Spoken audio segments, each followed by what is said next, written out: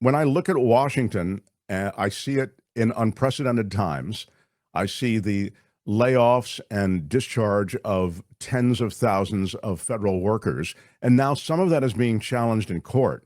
And then it's worth noting that in recent polling, and I imagine you're going to tell me don't pay any attention to the polling, but some of these things that Trump voters are polled on are actually not as popular as he may think. Meaning, immigration, I was seeing in a poll this morning, still polls pretty well, like his tough stand on immigration. But virtually everything else, the tariffs, the economy, he's underwater. I mean, beginning to be underwater. Don't get me wrong. I mean, but I wonder if you can just speak to everything going on, and then just the political side and the political calculus of it. Yeah.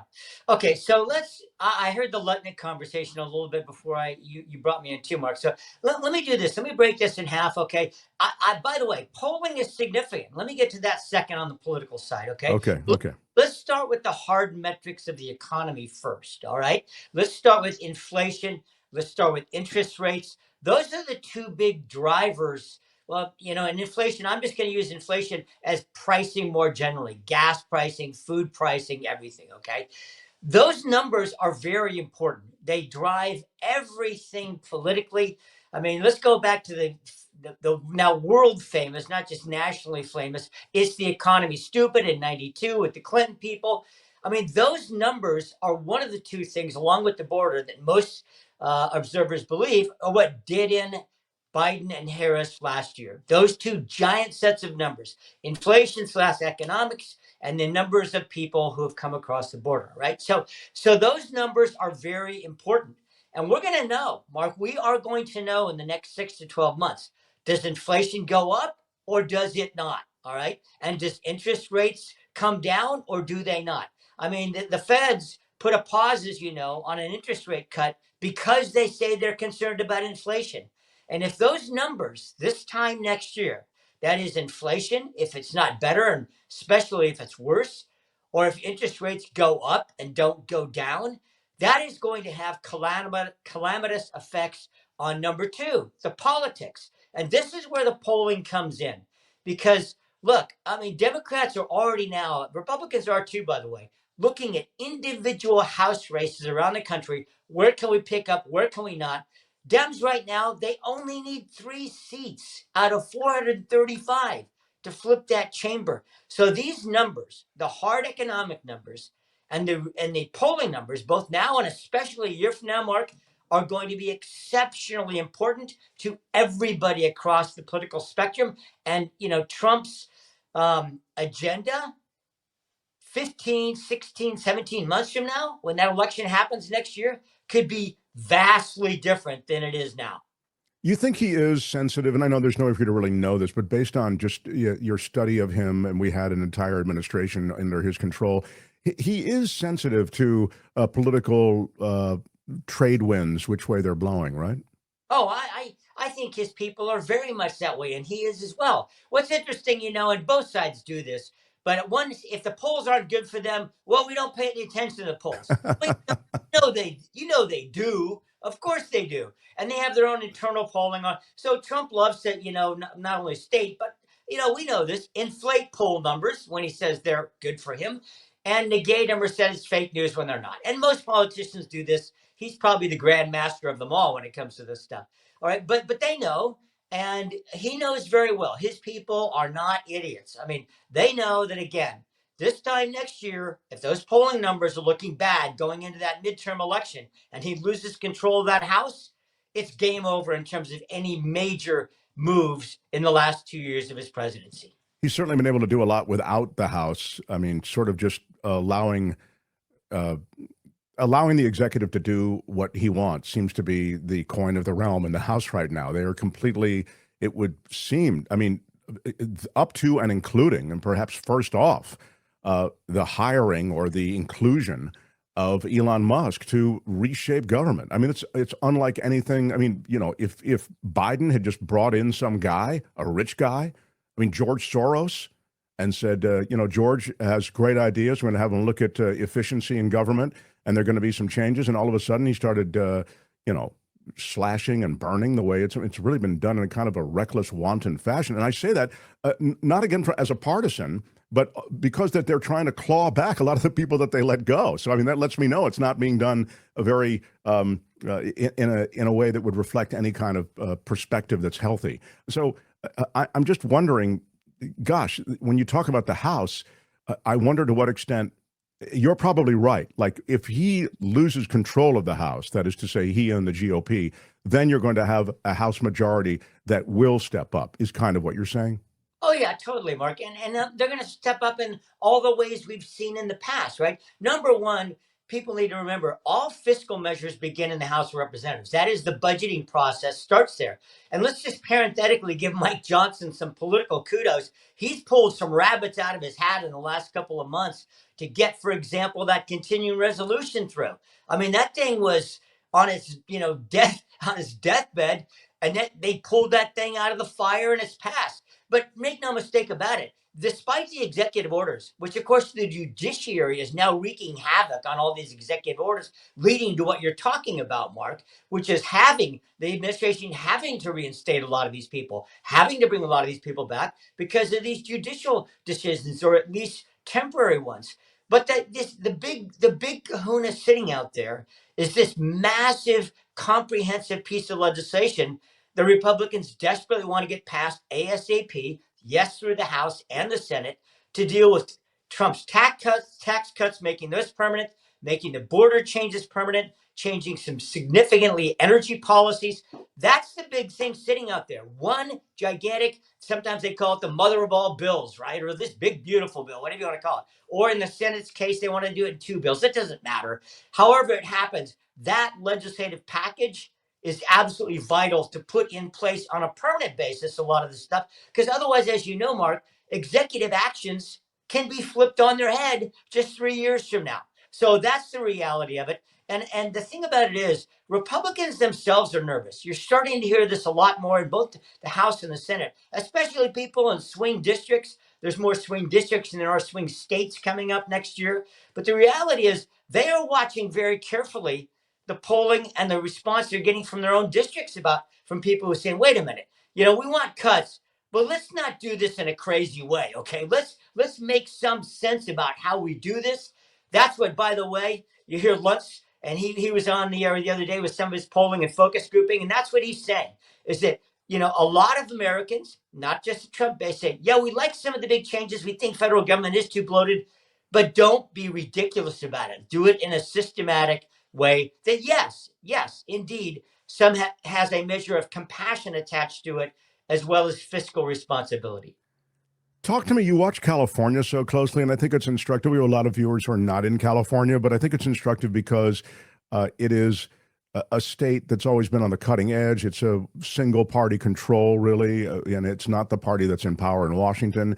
And they're going to be losing a lot of money, the Californians, under this administration when it comes to like EPA monies that had been assigned and earmarked for various projects in California. We know that environmentally, California is a little more, again, cutting edge than other states in the country. And so I wonder if you can speak to what's happening with all of those monies. I mean, it's a significant amount of money that California may or may not have any longer, particularly when it comes to the environment. Yeah. Well, Mark, across the board, I mean, Gavin Newsom and the legislature have a very heavy lift, as we say in politics, in the next 3 or 4 months. Constitutionally, that is the state constitution requires a balanced state budget by July 1. And now there's sort of, some repercussions in place now. Legislators don't get paid if they don't have it passed and all this stuff. Okay. But the bottom line is this: that budget, when it was first, people looked at this fiscal year and they said, man, we got tens of billions of dollars that were in the red. All of a sudden, the governor proposes a budget beginning of this year and magically it's balanced. Now, most people don't really believe that it is. And of course, recently, there's been some things that have now hit the news nationally about, for example, Medi-Cal, which is California's version of Medicaid. Okay.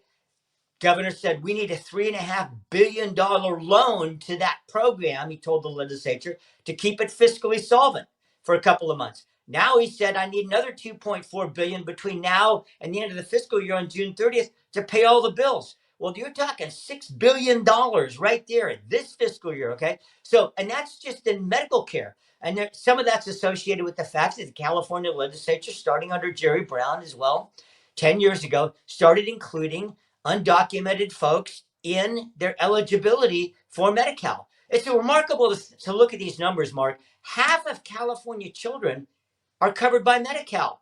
A third of the state's total population is covered by Medi-Cal, Medicaid funds, that is. Why do I bring that up first? Because those are potentially on the chopping block in the House, and that could blow a massive hole in the California budget. Now, switching quickly to environmental, yes. I mean, Trump is now saying, for example, and by the way, Newsom and even some Democratic legislators are going after the California Coastal Commission, which is unique in its ability to restrict development on the 840-mile California coastline.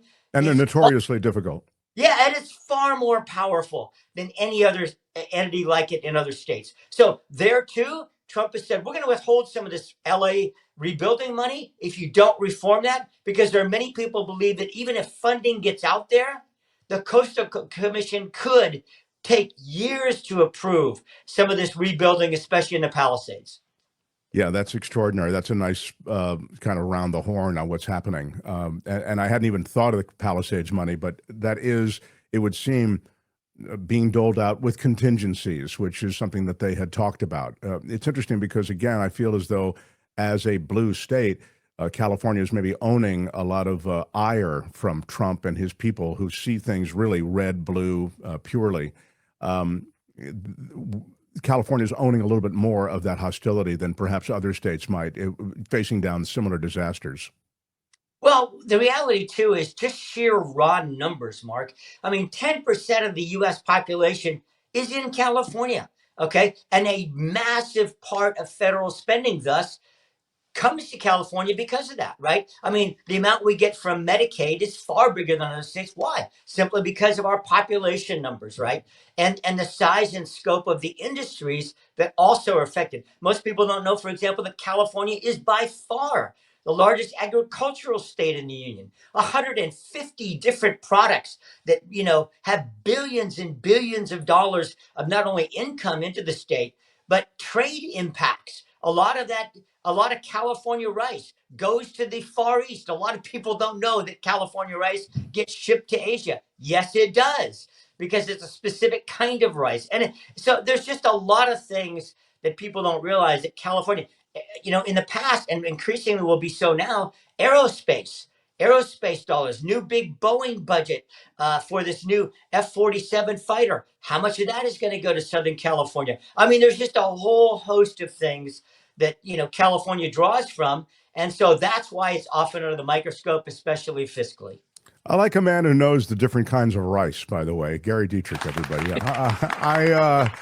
I wanted to mention this. Phineas says, Mark, Newsom will be guilty of murder if he cuts Medi-Cal. I mean, that's the kind of feeling about anything related to Medi-Cal. You know, you're dealing with literally life and death. That's why it's a political hot potato, right? Well, let's also be clear so people understand how this does work. I think most people know this. If you walk into an emergency room, it does not matter. You could be from the planet Mars. You are legally entitled to medical care. You are. And if it's an emergency, right? I mean, it's not like, hey, you know what? I'd like to have X and Y, plastic surgery, but you're entitled to medical care. So hospitals are already required to do that. And they were pre the inclusion of, for example, undocumented folks in Medi-Cal. But when you start giving them full benefits, which include, by the way, under Medi-Cal, dental, vision, et cetera, when you start including under that preventive care, now you're talking about vast quantities of resources that were not encumbered prior to the inclusion. First, it was children, then they added seniors. Now it's anybody of any age could be, and regardless of immigration status, can get that. So are some of those, to Phineas's point, are some of those potentially life-threatening conditions? Yes, but they already would be entitled to receive life-preserving care. Does that make sense? Regardless of whether there was Medicaid funding or not. Sure, sure. Here's a question or a comment about the defense industry in California, something which you've watched through the years. Dietrich believes that F-47 work. That's the new plane, by the way, that they call it an F-47 is just like everybody is just has to just kiss Donald Trump's ring in one way or another. Dietrich believes that the F-47 work is going to be done in part in Southern California. Not going to happen, says Randy. Defense industry in California is essentially gone. Is that true or false, Well, Gary? there's a lot of truth to that in terms of the assembly portion of it. The actual putting together. I mean, it's remarkable. Many people don't realize it, particularly starting in World War II. Southern California was a massive builder, especially of aircraft. And there's all kinds of interesting things. Even Walt Disney is a really interesting side note factor. It's just fun. I mean, because it's so novel that Disney built on top of some of these aircraft manufacturing facilities, mini model cities, such that if there were ever a foreign attack, they would think it's just part of the landscape of LA, not a defense contracting facility. So the viewer is and listener is partially right, Mark, in that much of the construction work doesn't occur there anymore. But there is conversation about a lot of the software development, a lot of the other soft things, a lot of technology. I mean, why these planes are so expensive is primarily technology. Sure, Okay? sure. There's not a lot more metal that goes into them. There are some composite materials that make them unusual, but it's really all the technology. And yes, some of that could well come from not just Southern California, but parts of it out of Silicon Valley. Gary, in our last minute, anything that we're losing the plot on that we should keep an eye on in your judgment? Well, I'll tell you, there's one person. I mean, we could get into the Kamala Harris, Gavin Newsom deal and her running for governor, him president. Let's save that for another time. But Okay. there's one person that people are watching right now, and it's very interesting. Is Nancy Pelosi going to retire? She is seen still as the power behind the throne.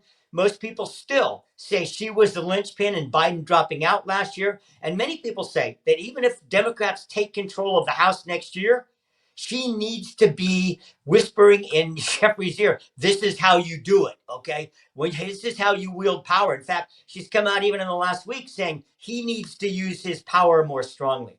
So she has apparently filed to at least be able to raise funds, but there's no certainty yet about whether she's going to run next year. I think the odds on bet are that she is, so that if Democrats do take control of the House, maybe she doesn't recontrol the speakership. I doubt that, but that she'll be there in that office off the office of the House Speaker to say, this is how we do it. I mean, the virtuosity that she has politically is now really being appreciated, I think. She wielded that political sword so beautifully. What do you make of this is my super last question to you, to keep you too long, but the Bernie Sanders AOC barnstorming thing that they're doing across the country. They're getting huge crowds, Gary, 30,000 plus. And it's they talk about oligarchy and the control of these billionaires in government, both parties. And they bring down the Democrats as well, sort of being in the thrall of big money. Can you speak to the power of this, or if this is just a sideshow? Yeah, well, that's an excellent question, Mark. And I was actually thinking about that this morning and wondering if you were going to bring that up, because to me, the biggest political story outside of the Beltway, California is going to become that next year. We'll talk about that down the road. But the biggest political story outside of the Beltway right now is exactly what you're talking about. What do I mean by that? Who is the leader of the Democratic Party right now? Everybody's asking that same question, right? After what happened last year, most people say, geez, the luster's kind of off the Obamas and certainly the Clintons. Chuck Schumer, wow, people say even in his own party really shot himself in the foot in the last couple weeks. Nancy Pelosi, is she in? Is she not in? Is she going to retire? Ironically, an 83-year-old Bernie Sanders is the one getting the headlines nationally. 30,000 people he attracted to a non-election year rally, with AOC. And right now, is she going to take on Chuck Schumer? I would say those two individuals, at least from a national perspective, are really driving the agenda in terms of the opposition party to the Trump administration. Does AOC run against Schumer? Well, there's a lot of people that want her to, including California Congressman Ro Khanna has been not too bashful about saying, yeah, probably so many words, she probably should. And also saying she would have, this is the important thing, Mark, saying she would have a lot of support if she does. That is the key, right? And the other key is going to be, does Schumer have the capacity to rally his own caucus behind him and basically circle the wagons around him? Because if AOC mounts a challenge, there is going to be tens of millions of progressive Democratic Party dollars thrown behind her. Sure. I was just looking at a poll. Harris widely favored to lead the Dems in 2028. Former Vice President Harris is widely favored as a possible candidate in the 2028 Democratic presidential primary field. Wow. I mean, from the doghouse to the penthouse. The 2020. Yeah, go ahead. Yeah, let's keep in mind, she hasn't run for California governor yet, nor has she won that office. We have 3 years until the next presidential election. A lot can happen then. So a lot of that is sort of, let's just call it recency bias. Nothing against former Vice President Harris, but there's a lot of road to be tread in the next year or two politically. We won't know anything really, Mark, about 28 on both sides until after the midterms. Sure. You can find Gary, as I say, on iHeartRadio and across the CBS television stations. And on Mondays, you can find him right here. Gary, thank you so much. Appreciate you, my friend. Gary Dietrich, everybody. Yeah, right on. He has some good stuff. Always is on top of it. And by the way, his segment is sponsored by our pal Bill Campbell at RE/MAX Gold. If you're in Northern California particularly, relocating to Northern California, or you're leaving Northern California, contact Bill Campbell at RE/MAX Gold. If you need a highly respected real estate professional, Bill Campbell is that guy. RE/MAX Gold and Bill Campbell can be reached at 530-448-7474. Again, you can text him, 530-448-7474. Bill Campbell at RE/MAX Gold. Hi, it's Mark, and I thought that was great. Hit the notification bell. You'll know whenever there's a new video being dropped, and please subscribe to our channel to help us save the universe.